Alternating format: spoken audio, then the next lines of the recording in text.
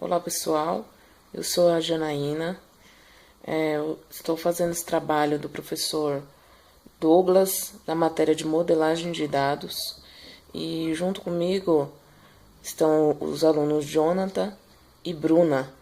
Eu vou explicar a terceira forma normal, a Bruna já explicou a primeira e o Jonathan já explicou a segunda. Uma tabela na terceira forma normal. Ela se encontra na terceira forma normal quando a mesma estiver na segunda forma normal e não deve possuir dependência de atributos não-chave.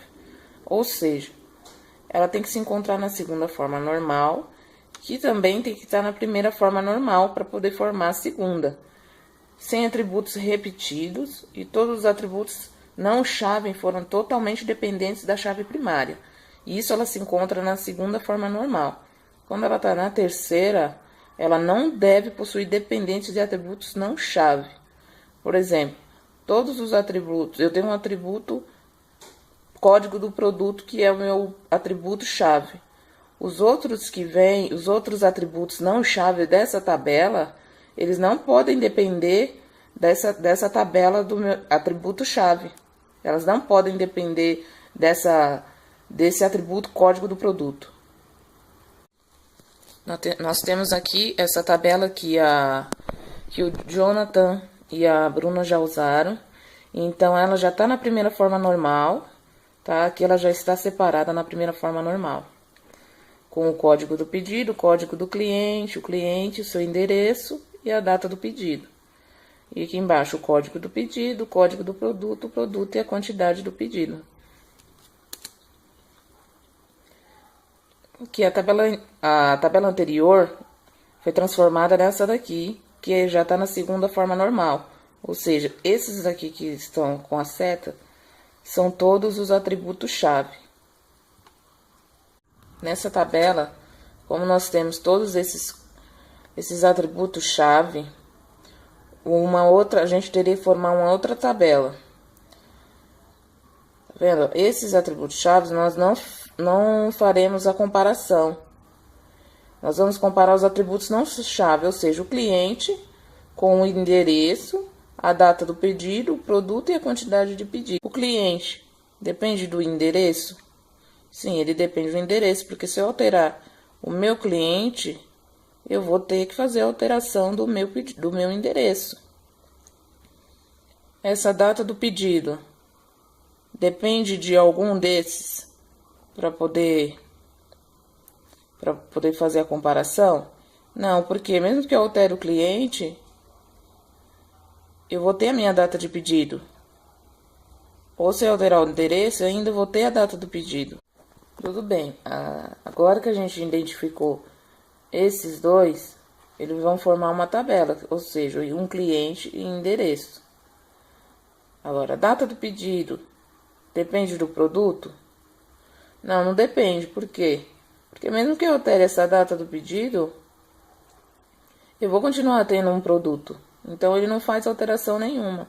A mesma coisa é com a quantidade de pedido. Por exemplo, se eu alterar a quantidade do pedido, ele não vai ter interferência nem na data do pedido e nem no produto. Se eu alterar o produto, eu não vou ter nenhuma... Eu não vou alterar na quantidade de pedido. Então, nós vamos formar somente essa tabela, cliente e endereço. Agora, digamos que o código do pedido e o código do cliente não sejam chaves primárias. O código do pedido, agora vamos fazer uma comparação. O código do meu cliente depende do meu código pedido? Sim, ele depende. Porque eu preciso do código do cliente para poder saber qual pedido que eu vou direcionar a tal cliente. O meu endereço depende do código do pedido? Não, ele não depende. Por quê? Porque mesmo que eu altere o meu pedido ou o meu endereço, eu vou continuar tendo um pedido. Eu vou continuar tendo um pedido mesmo sem nenhum endereço. Agora, outra comparação. O data pedido depende do meu código pedido? Sim, depende, porque eu preciso de um código do meu pedido para saber em qual data ele vai ser entregue. Então, a minha primeira tabela vai ficar assim: o meu código pedido, meu código cliente e a data do meu pedido. Então, agora a gente vai analisar os outros que sobraram. Agora, o meu cliente, depende do código cliente. Sim, ele precisa de um código para saber qual o meu cliente precisa desse código para saber, para identificar ele como único. Então, mesmo que ele não seja um atributo-chave, o meu cliente precisa de um código para poder identificá-lo. E o meu cliente depende do endereço? Sim, ele depende do endereço, porque o cliente precisa ter um endereço onde vai ser entregue suas coisas. Então, ele vai depender desse campo todo que se refere ao endereço. O código do produto ele não vai poder ser analisado porque ele é um atributo-chave. Então, a gente vai continuar com a comparação de produto e a quantidade do produto.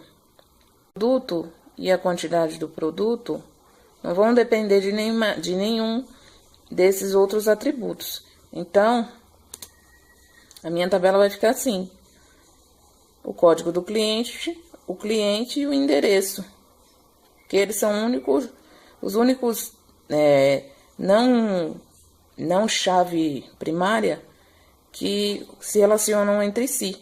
Então, ficou o código pedido, o código cliente, a data de pedido, o código do cliente, o cliente e o seu endereço.